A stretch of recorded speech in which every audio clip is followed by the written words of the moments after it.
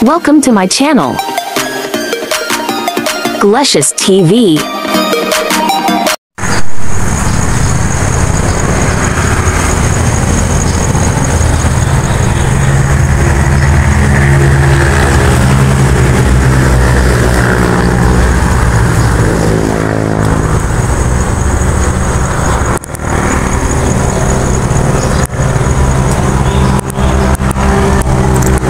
So, marami na po ang hinog guys. Puputulin na natin itong papaya. Sasaidin na natin hanggang dito.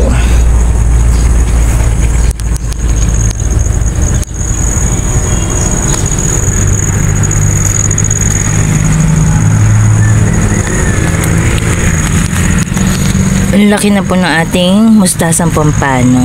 Yan. Pwede na rin siyang i-harvest ngayon.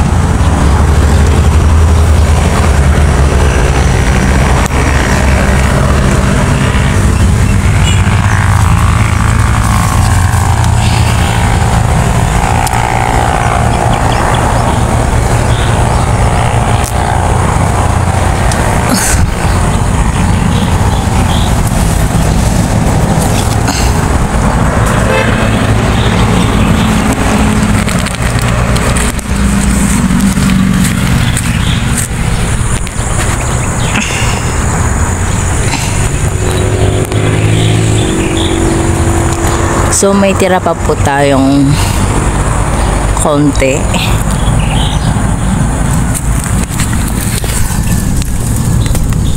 Yan, madami po tayo nakuha ngayon. 4. And then ito, kuhayin na rin natin ang mustasa.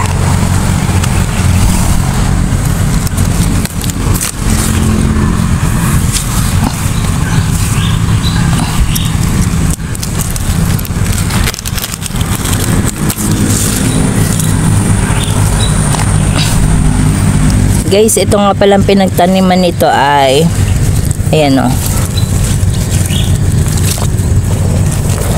plastic container, tapos nilagyan ko siya ng mga butas sa gilid. Ayan,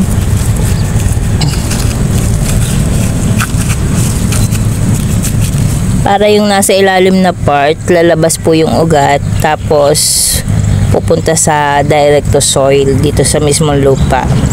And successful naman po. So nakapagpalaki tayo ng mustasang pampano dito sa bottle na ibinaon sa lupa.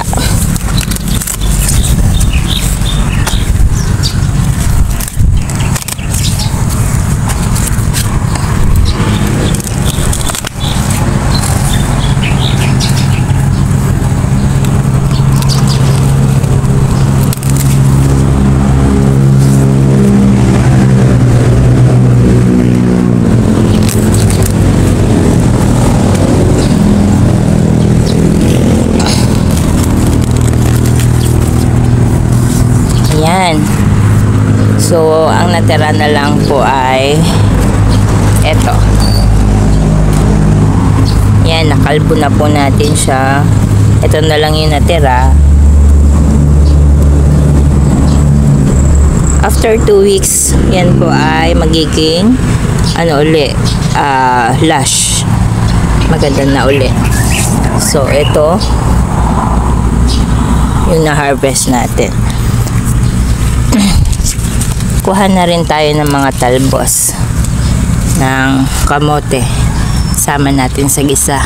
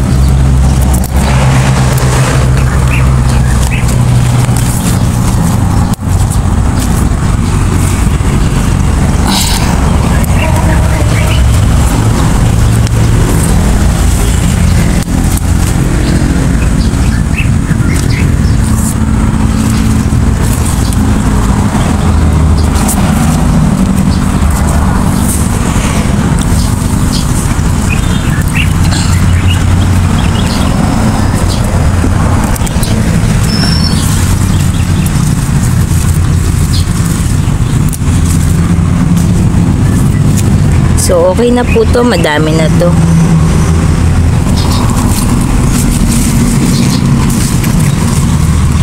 Meron tayong talbos ng kamote, mustasa ng pampano, tsaka papaya.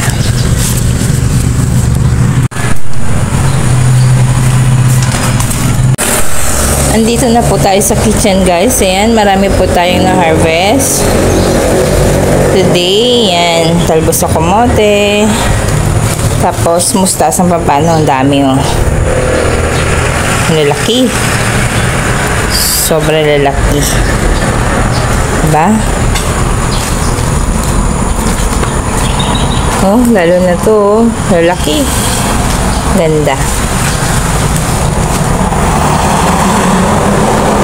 Tapos ito, yan. 4 na papaya.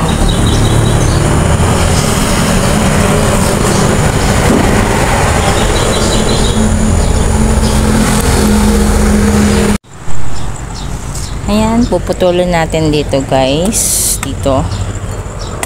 Itong papaya. Hanggang dito.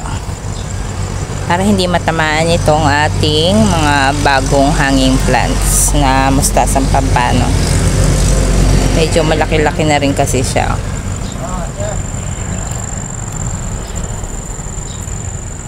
Yan, buhay na buhay siya.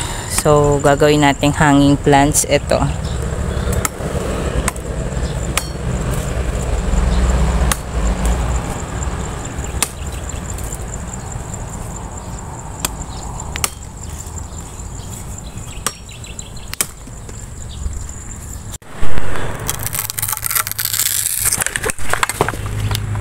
So, ayan.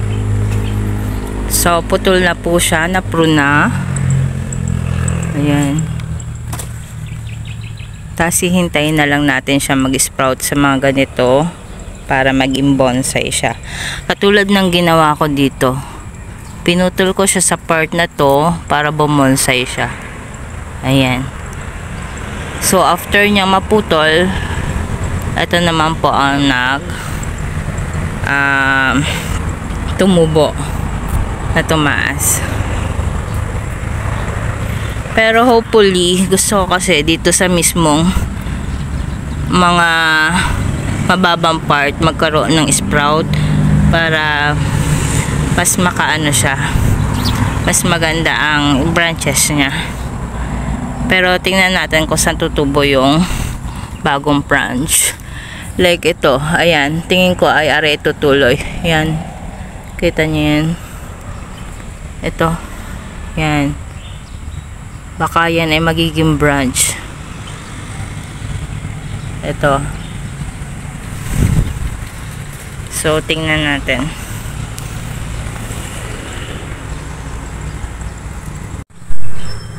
Ayan, putol na po siya.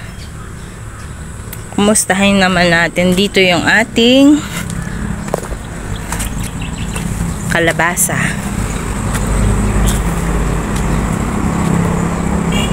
Ayan. Ang laki-laki na po niya. Diba?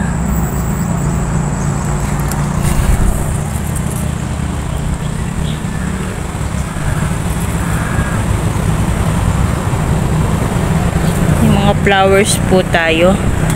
Tapos masyado na siyang gumagapang papunta dun. So gagawa natin ang paraan siya. So, kung mapapansin nyo ito, ayan, yung tree na yan, ay napakadaas dati, sobrang taas dun.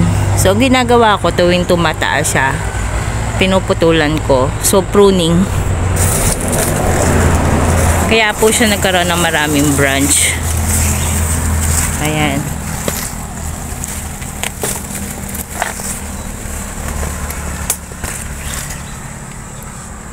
Kita nyo yun, yun yung pinagputulan. After niyang maputol, dumami yung branches niya. Ayan. Tapos doon naman ako kumukuha ng bunga sa mga naging branch niya. And then ito, kaya kinalbo ko ay puputulin na rin. Ayun. Kinalbo ko yun kasi mataas na. Puputulin na rin natin. At kukuhanin na lang yung bunga niya. Ayan, pinapahinog na rin lang siya.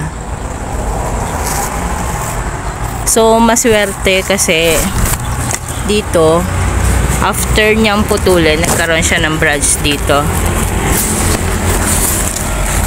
Ito. So, mababa siya. Ito. Papunta dun. So, nagkaroon ng mababang branch. So, pag nakuha na natin lahat ng bunga dito at nagkaroon na ng mga kapalit na pagkukuha na ng papaya, puputulin naman natin siya dito. So, paliit siya ng paliit. Pabonsai siya ng pabonsai. Para bumaba yung ating mga halaman na papaya. Para hindi mahirap manungkit. Ayan. So, kita nyo naman guys. So, maganda pag binabalagan yung kalabasa. Oh. Kasi hindi siya nasusugatan.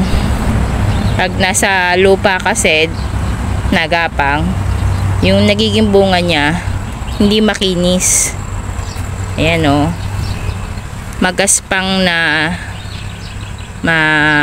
nasisira ng lupa pag nakalapat sa lupa. So, kaya maganda ang nakahang, may balag. Trellis. Yan. So, ang ano po, ang ating pong kalabasa ay may bago na rin na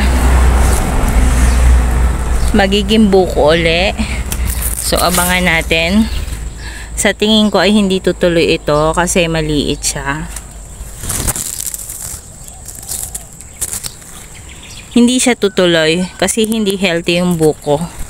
Pero ito, I think ito ay tutuloy kasi healthy ang buko niya.